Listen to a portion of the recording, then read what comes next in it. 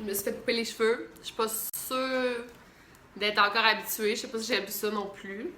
Mais il était tellement scrap, mes cheveux, qui se coupaient par eux-mêmes.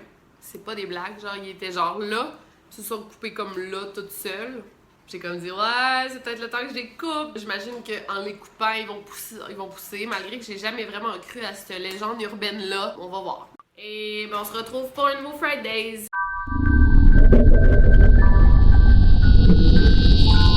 Aujourd'hui, je vais vous parler de l'histoire d'horreur d'Amityville.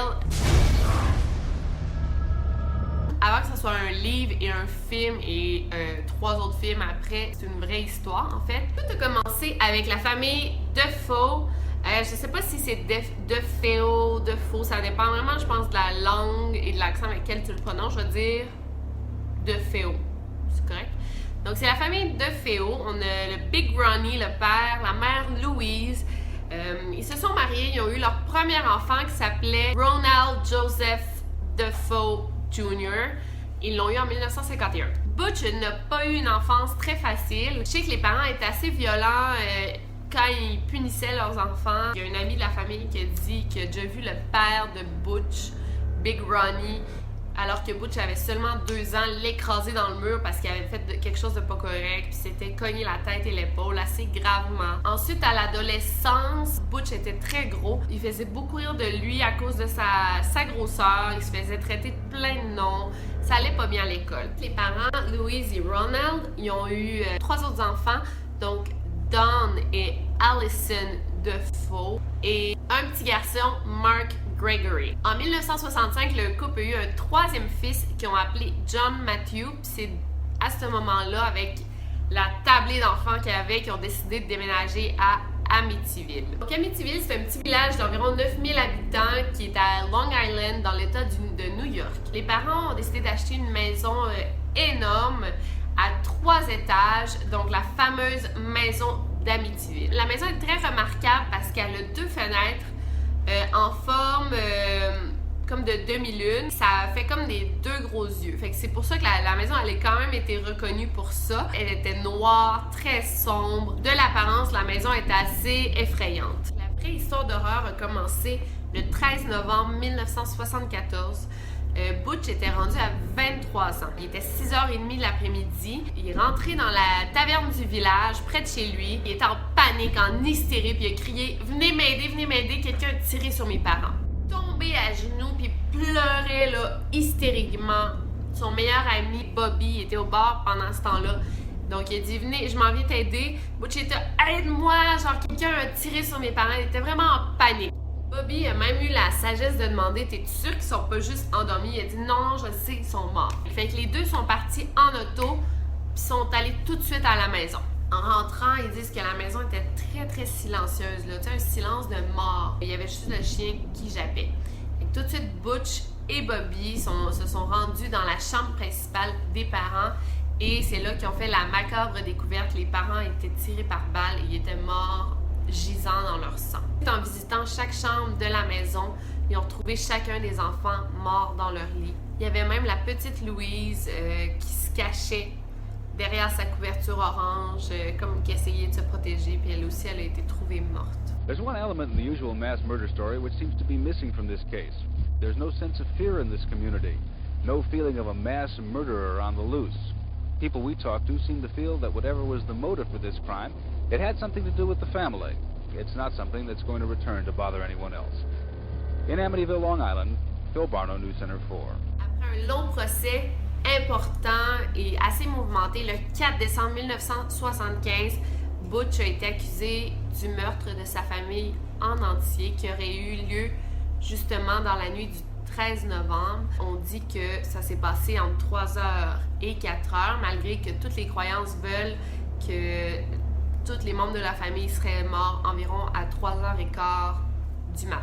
Butch a reçu la peine de prison à vie, évidemment. Au début, il a essayé de plaider la folie. Ça a été rejeté. Mais Butch, lui, son histoire veut qu'il a entendu des voix qui l'obligeaient à tuer sa famille. Depuis le début de l'histoire, Butch dit qu'il entendait des voix qui disaient « attrape-les, tue-les, catch them and kill them all ». Même qu'apparemment, durant la nuit, il était couché, puis il a comme aperçu une femme avec une cape noire noir, lui tendant l'arme à feu en lui dictant de tuer sa famille. Le juge n'a rien cru de cette histoire-là. Lui, il a dit que Butch avait toute sa tête quand il a tué sa famille. Mais cette histoire-là de voix qu'il entendait, d'esprit maléfique, comme resté gravé dans la mémoire collective. Puis depuis ce temps-là, les gens pensent que cette maison-là est hantée. Après cette tragédie, les gens étaient très fascinés par l'histoire et surtout avec ce que Butch avait dit, qu'il avait entendu des voix. Donc ils ont fait des recherches et il y a comme 2 versions qui sont sorties. Il y aurait un certain John Ketchum qui aurait déjà vécu à l'endroit où la maison a été érigée. En fait, c'est un ancien sorcier qui avait été chassé de Salem et il s'était établi sur le terrain d'Amityville. Et il y a d'autres rumeurs qui disent que la maison se serait bâtie sur un ancien cimetière indien. Mais j'ai comme l'impression que toutes les histoires qu'il y a des esprits, ça a été construit sur un ancien cimetière indien. Ça se peut aussi. La version du cimetière, c'est la version la plus connue, là, vraiment. À la fin du procès, la maison d'Amityville a été mise en vente à 80 000 $. Elle a été repeinte en blanc et il y a une jeune famille qui se sont établis. Donc, c'était George et Kathleen Lutz. Eux, ça les dérangeait pas. Ils disaient ça, c'est une chose du passé, même si ça faisait juste 13 mois que la tragédie est arrivée. Mais ils ont tout de même décidé de déménager dans cette maison. Parce que c'était vraiment une grosse maison pour la modique somme de 80 000 $ en fait. 1 heure après être entré dans la maison, déménagé dans la maison, le chien de la famille a essayé de se pendre. En fait, il y avait une grosse clôture et il était attaché à la clôture et il savait très bien, mais il a comme essayé de passer par-dessus la clôture puis son cou, il a resté pogné dans sa laisse. Mais il est pas mort, mais il a comme essayé de se pendre après juste 1 heure d'avoir vécu dans cette maison-là. Tout le monde avait conseillé à la famille Lutz de faire venir un prêtre pour bénir la maison, ce qui n'est pas une mauvaise idée. Il y a un prêtre qui s'est présenté, qui s'est promené vraiment dans toute la maison avec un crucifix. Et en entrant dans la chambre du petit Mark et John Defoe, il aurait entendu comme une grosse voix qui lui disait « Va-t'en ». Get out! Il a comme conseillé aux parents de ne pas installer de lit là ni rien, donc ils ont changé cette chambre-là en chambre à couture, tout simplement. Depuis la première soirée, les parents George et Kathleen ont dit qu'ils sentaient des sensations étranges dans la maison. Le comportement des membres de la famille a vraiment changé drastiquement. Par exemple, les 3 enfants étaient comme rendus gâtés pourris, ils pleuraient pour rien, chignaient pour rien. Ils avaient développé un mauvais caractère. Et c'est pareil pour George et Kathleen, qui étaient des parents assez pacifiques, calmes. À une occasion, un des enfants avait fait quelque chose de mal, puis ils ont battu leurs enfants avec une grosse trappe et des grosses cuillères en bois. Puis c'était vraiment un comportement hors du commun pour cette famille-là, à ce qui paraît. Avec les semaines, les choses empiraient. Et dans quelques pièces de la maison, ça sentait vraiment les excréments. Tu sais, des odeurs comme qui apparaissaient nulle part, qui sentaient vraiment mauvais. Ils disent que ça en sentait aussi la bile et le parfum cheap. Fait que c'était vraiment des odeurs étranges qui émanaient de la maison. Les toilettes, qui étaient blanches, ont commencé à changer de couleur, puis comme la porcelaine est devenue noire, il y avait de la grosse glu, une matière visqueuse non identifiée qui coulait des murs. Yeah. It was more of a gelatin kind of substance that we thought the children had somehow mixed something up and spilled it around the house. The next time it happened, the kids were at school, and there was just no way to explain how it got there. Did you all call, a contractor or a carpenter or anybody to come and look and try to? We had several repairmen come in. Telephone repairman came 3 times because each time we would try and communicate with the priest, we would run into faulty connections. La nuit, il entendait toujours des cris ou des pas inconnus. Et dans la salle de couture que le prêtre avait conseillé de ne pas dormir là, il y avait tout le temps des centaines de mouches qui apparaissaient. Même si on y était en plein hiver, il y avait plein de mouches tout le temps. Flies can be a real problem in this part of the country in the summer, in any house, But if you have 2 or 3 or 4 within one room, that could be commonplace. But when you're talking over 100... Well, this was the winter. Yes. And you're talking about how many? Over 100 flies. Over 100 flies. At one time. Plus tard, les phénomènes paranormaux ont vraiment commencé. La mère, Kathleen, elle sentait tout le temps qu'elle se faisait toucher ou genre enlacée par quelque chose qui n'existait pas. Le père était jamais capable de se réchauffer. Il y avait toujours les frissons. il passait genre des heures devant le foyer parce qu'il était jamais capable de se réchauffer. Et chaque nuit, il se réveillait à 3h15 du matin. Chaque nuit, sans faute. Une nuit, les choses ont vraiment empiré. George s'est réveillé, puis Kathy, sa femme, était carrément en lévitation au-dessus du lit. Là. Elle flottait. La famille a alors appelé le prêtre qui était venu la première fois bénir la maison. Et il n'a jamais voulu y retourner. Il dit, moi, depuis que je suis allée la première fois, je sens comme des esprits qui me... Donc la famille a décidé de comme eux-mêmes bénir la maison avec un crucifix. Ils ont marché partout dans la maison, puis ils se sont fait crier. Ils ont entendu une voix qui leur a crié « Allez-vous arrêter? Will you stop now? » OK? L'histoire la plus folle qui ont vraiment poussé la famille à partir. La fille du couple, la petite fille, elle s'était faite un ami imaginaire qui s'appelait Jody. Elle disait que c'était un cochon, un gros cochon aux yeux rouges. Une fois, la mère de Jody est montée dans la chambre et elle voyait que Jody se berçait. Et la chaise en face d'elle, qui était aussi une chaise berçante, bougeait toute seule.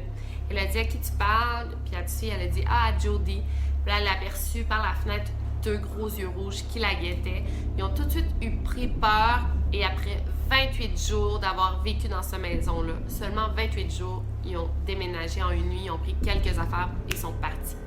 Et la scène du cochon a d'ailleurs été reprise dans les films d'Amityville. Ça a été bien sûr repris façon Hollywood. There's no one here, see? You scared her. She went out the window. She went out the window? Well, I better check and make sure she's not still there, huh?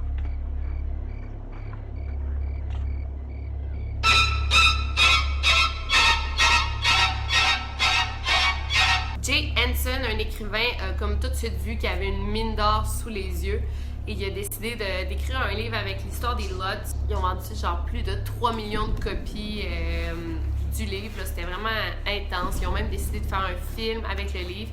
Et le film a été repris 2 ou 3 fois, même que hier, j'étais allée voir le nouveau film au cinéma qui porte aussi sur Amityville. C'est vraiment mauvais, mais si vous êtes intéressé par l'histoire, c'est pas si pire. Something's not right in here. I keep seeing things, hearing things. It's not you. En mars 1976, il y a Ed et Lauren Warren qui sont allés dans la maison pour faire une séance pour communiquer avec les esprits. Pour ceux qui ne les connaissent pas, Ed et Lauren sont vraiment connus à cause surtout des films de Conjuring, qui sont les personnages principaux. C'était des spécialistes du paranormal, vraiment. Ils étaient connus à l'époque et ils ont décidé d'aller faire une petite séance dans la maison d'Amityville qui a été tournée sur Channel 5 et ils ont vraiment senti la présence d'esprit assez fort. Même Lauren a dit que c'est le plus proche de l'enfer qu'elle a été.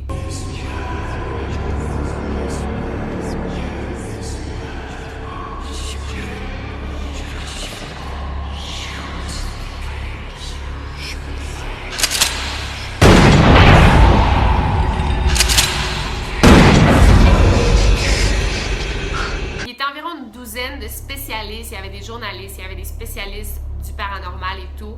Ils n'ont pas senti grand-chose, mais ils ont laissé comme une caméra prendre des photos un peu partout dans la maison, comme toute la soirée. Et une fois, on voit un petit garçon sur une photo. On le voit d'une façon assez claire. Moi, ça m'a comme donné les frissons. Et il n'y avait pas d'enfant là, durant la séance. Là. Donc ça, c'est assez fou. En 1977, la maison a été revendue à un couple, Jim et Barbara Cromartie. Puis eux, ils disent qu'il n'y a vraiment rien qui s'est passé dans cette maison-là. Ils n'ont rien senti de bizarre ou quoi que ce soit. C'est juste très achalant pour eux parce que la maison est devenue une sensation là, mondiale pour les touristes. Il y a des gens là, qui couraient pour aller arracher un bout de la maison. Il y en a qui allaient prier devant la maison. C'était vraiment l'enfer dans les années 70-80. Vraiment, les gens ils venaient des 4 coins du pays juste pour voir la maison. Fait que, pour les habitants de Amityville, pour les habitants de la maison, c'est assez fatigant. Depuis ce temps-là, la maison elle a extrêmement changé. En 2010, elle a été vendue à 1,5 million de dollars. Et regardez les photos, là, c'est complètement différent. Puis ils ont même changé l'adresse pour pas que les gens la reconnaissent parce que c'est fou, là, c'est trop... C'était tannant à habiter là. Ils ont enlevé aussi les demi-lunes qui avaient l'air de des yeux pour pas que les touristes reconnaissent la maison. À la sortie des livres et des films, plusieurs ont affirmé que toute l'histoire était un hoax, que c'était un coup monté. Ce qui se peut aussi, là, l'auteur a dit « Moi, je suis pas intéressée à savoir si c'est vrai ou pas. Je veux vendre un livre. » Le scénariste a dit la même chose. On saura jamais si c'est vrai ou pas. Il y a un ami de la famille Lutz qui dit que cette histoire-là a été inventée autour de 5-6 bouteilles de vin, puis qu'ils ont dit on va faire des millions avec ça. Et comme de fait, ils ont fait beaucoup d'argent avec cette histoire-là. Fait que ça se peut que ça soit pas vrai. Récemment, il y a le plus jeune de la famille Lutz qui a donné une entrevue puis il a dit que tout ce qui s'était passé, c'était bel et bien vrai. En fait, George, c'était le beau-père des enfants et le plus jeune, je me rappelle pas de son nom, mais il avait jamais vraiment aimé George. Tu sais, il y aurait rien à gagner en disant que c'était vrai, même si ça l'était pas. Donc c'est tout. Ça, c'est l'histoire d'Amityville. J'espère que vous avez aimé d'entendre une histoire paranormale comme ça. Vous me direz dans les commentaires si vous y croyez, s'il y a des détails que j'ai oublié de dire ou si vous avez d'autres histoires vous voulez que je parle. N'oubliez pas de laisser un like à cette vidéo. Aussi, vous pouvez vous abonner à ma chaîne si ce n'est pas déjà fait. Et vous pouvez, il y a une petite cloche à côté de ma chaîne. Vous pouvez cliquer dessus pour ne pas manquer aucune de mes vidéos. J'en publie une par semaine sans faute. Fait que d'ici là, n'oubliez pas de barrer vos portes. Over and out. You got a fetish for my love.